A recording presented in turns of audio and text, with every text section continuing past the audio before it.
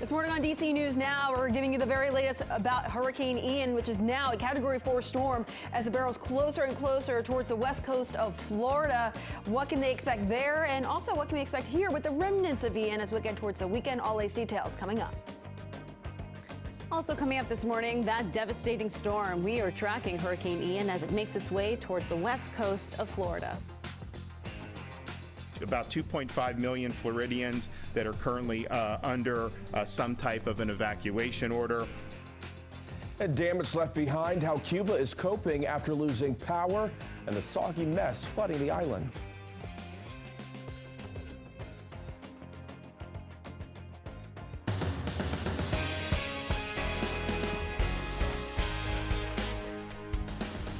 All right, your time right now is 6 o'clock on this Wednesday morning. Thanks so much for joining us. I'm Corey James. Good morning. I'm Tanai Wright. We are tracking Hurricane Ian this morning as that major storm moves closer and closer to Florida's west coast. Ian is now a Category 4 hurricane. Meteorologist Jackie Layer has the very latest tracking that this morning, and this is a live look out of Tampa, Jackie. Yeah, we're seeing the cloud cover very low there as that storm barrels closer and closer. However, it looks like landfall of Ian will be just to the south of Tampa, so that does actually spare Tampa a little bit more compared to what those earlier tracks had, where it looked like it was making landfall at least around Tampa or areas just to the north of Tampa, which would mean that it would be seeing the greatest impacts associated with Ian. Looks like it will be just to the south of Tampa Bay. So we're looking closer towards Sarasota and Naples, as well as Fort Myers, where the storm could make landfall. And it's areas just to the right of the center of the storm that we are going to be closely monitoring, because that's where you get all that storm surge with the wind whipping out of the south and west and really pushing some of that Gulf water inward or inland at least. And right now, the latest update is that it's about 80 miles west-southwest, or even a little bit less than that right now, as that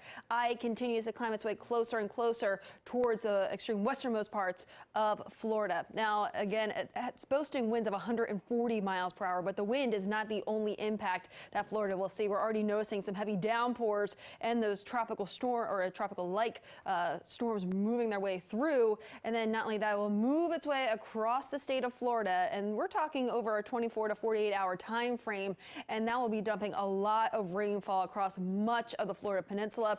And then it will likely take a turn off towards the northwest. Could even make landfall again, looking ahead towards, say, the coastline of Georgia or even the coastline of South Carolina, before finally weakening and then eventually moving its way closer towards our area, providing some scattered rain showers as we look ahead towards the weekend. But Hurricane Ian, again, we're talking about the strong winds and those winds whipping out of the south-southwest. Now, the hurricane force winds extend outwards at about 40 miles away from the center of the storm. So we're not quite seeing that just yet, but it's getting closer towards the west coast of Florida right now. Otherwise, the tropical storm force winds, those extend a little bit farther out. We're talking about 140 miles away from the center of the storm. So much of central Florida is seeing some tropical storm force winds right now. Storm surge potential, that is very high, especially around the Cape Coral area and any areas just to the right of the center of the storm. So yes, that's just the south of there, Cape Coral, and anywhere south of there, even extending close to the Keys. That's where we could see the potential for that storm surge. In terms of how much rainfall we're looking, it's a lot, and it looks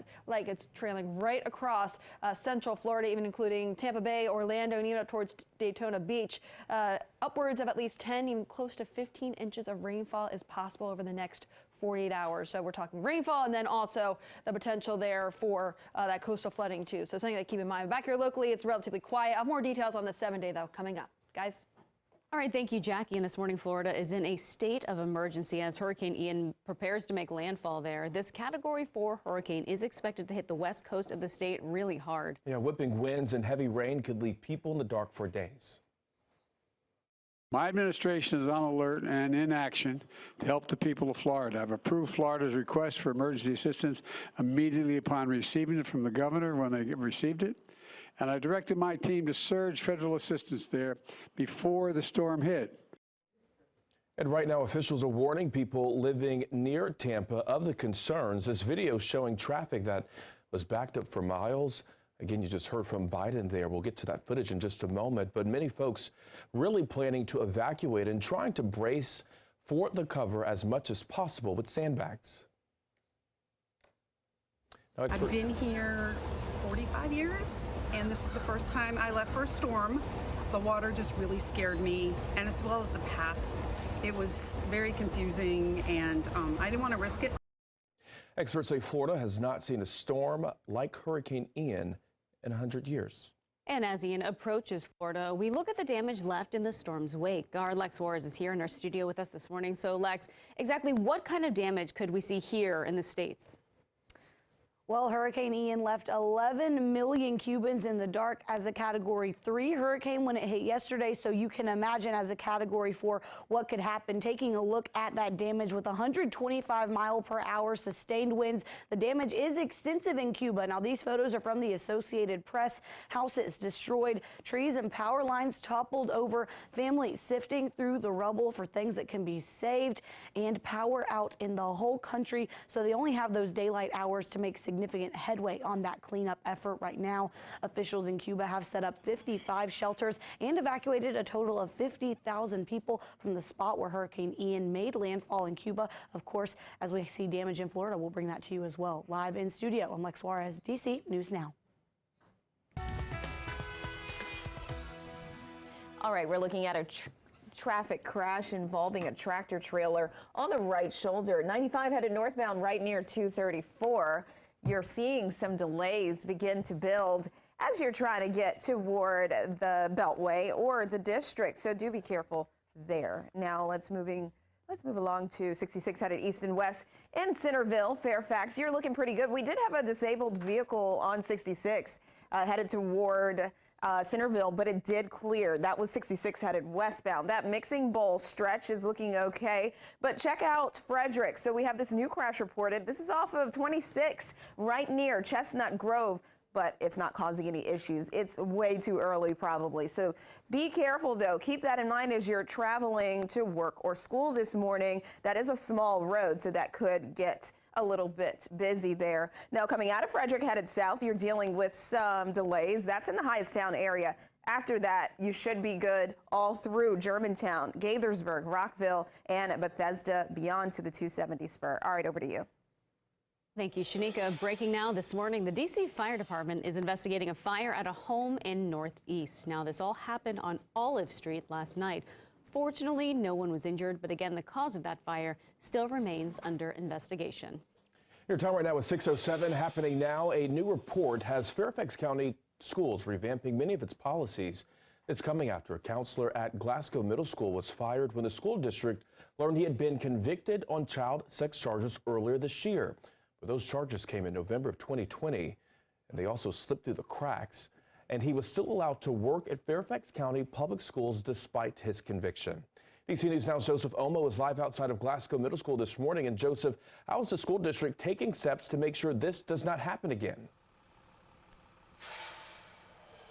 Hey, Corey, good morning to you. You know, perhaps the biggest step is making sure that there is never again a communication breakdown between FCPS, Fairfax County Public Schools, and police. Because you might remember that police failed to notify FCPS in the first place that Darren Thornton, the school counselor, had been arrested. Of course, that's a big problem. That is one of the reasons why a new investigation found, quote, several systemic gaps in the FCPS system. That's language right from the report, guys. Several systemic gaps. That's a big deal. Last night, Superintendent Dr. Michelle Reed, she talked with parents about this report, which outlines in total 5 major issues that Virginia's largest school district is dealing with, and more importantly, how they plan to fix them. One of those issues is hiring. FCPS's hiring process has several gaps, according to this report, including with reference checks, with verification that this person has the appropriate license to work in a school, and information sharing between different groups like police departments or other investigatory groups. Dr. Reed says all of that will change. The situation has broken trust, right, with our community. So we're going to work very hard to regain and rebuild that trust. And guys, let's just remember what we're talking about here. This is a school counselor who was convicted, originally charged, now convicted of sex charges. And yeah, you have a lot of parents who have their own ideas as to how to make sure that this never ever happens again. One of those parents yesterday at this meeting between, the superintendent and parents, one of those parents came up and said, hey, why don't we put a camera inside of the room when a school counselor is meeting one-on-one with a student? Dr. Reed, the superintendent, said that's probably not going to happen, but they are working on hiring more people, more staff to mitigate these problems in the future. That's what we have right now from Fairfax County. I'll send it back to you guys. All right, Joseph, thank you. Your time right now is 6:10. D.C. Public Schools expecting to add more locations to prevent overcrowding in elementary schools. However, some parents worry it will split their neighborhood in two. If DCPS moves forward with its current plan, some students at Stoddard Elementary School in Glover Park could be rezoned to Fox Hall Elementary School. Those parents say Fox Hall, which is more than a mile from Stoddard, is not an easy commute for kids to safely walk or bike to school. As the crow flies, it doesn't seem that far, but we've really got two major parks that families would have to traverse through that are not designed for walking through. And then we've got busy corridors, but that are not well serviced by public transportation at this point. The District Council is considering a resolution to address the concerns of that longer commute.